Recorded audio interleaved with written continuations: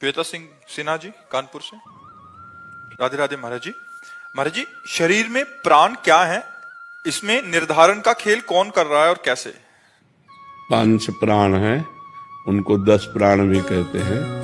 ये जो वायु आ जा रही है ऊपर नीचे, जैसे अपान वायु जो नीचे से निकलती गुदा द्वार से, प्राण अपान व्यान समान उदान, इन 5 प्राणों के द्वारा हमारे शरीर का संचलन हो रहा है। ये प्राण आना और प्राणवायु जाना, नीचे से प्राणवायु निकलना और प्राणों के द्वारा पूरे शरीर का संचलन होना। प्राण अपान व्यान उदान समान, ये 5 प्रकार के प्राण हैं। उनके छोटे हिस्से में 5 और हो गए तो उनको 10 कहते हैं। इन प्राणों का जो संचलन करता है वो ईश्वर होता है।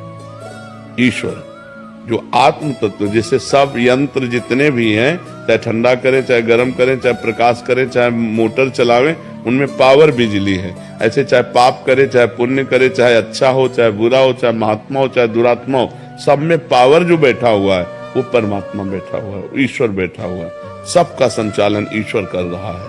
और ईश्वर कौन है? आप ही।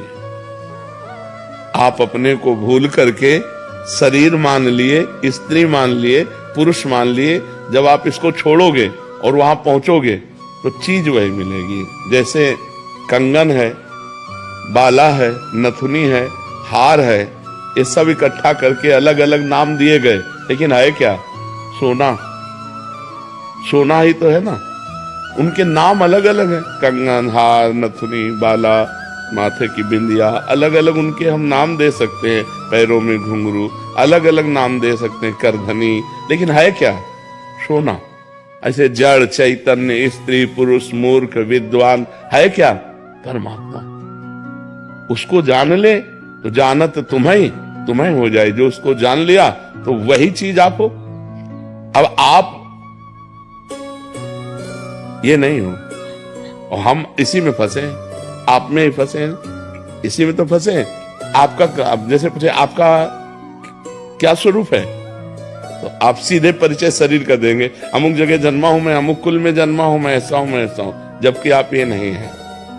ये आपको एक सवारी मिली है परम पद तक पहुंचने के लिए। ये गाड़ी है, आप गाड़ी नहीं है। स्थूल, सूक्ष्म, कारण, 3 शरीर हैं और आप उन शरीरों के दृष्टा हो, साक्षी हो, प्रेरक हो। इनमें क्रियाएं हो रही हैं माया के द्वारा, उनको आप अपने ऊपर मान रहे हो, इसीलिए भोक्ता बन गए।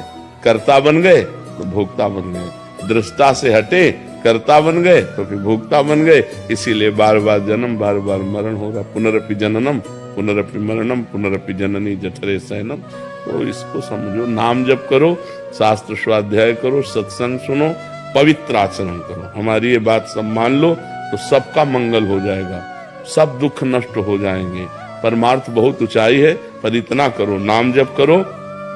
गंदे आचरण जो जानते हो वो कदापि मत करो। गंदा भोजन मत करो, दूसरों की भलाई करो, अभी आनंद आ जाएगा। मनुष्य जीवन आनंद लेने के लिए, लेकिन हम लोगों ने गलत जगह आनंद को स्थापित किया।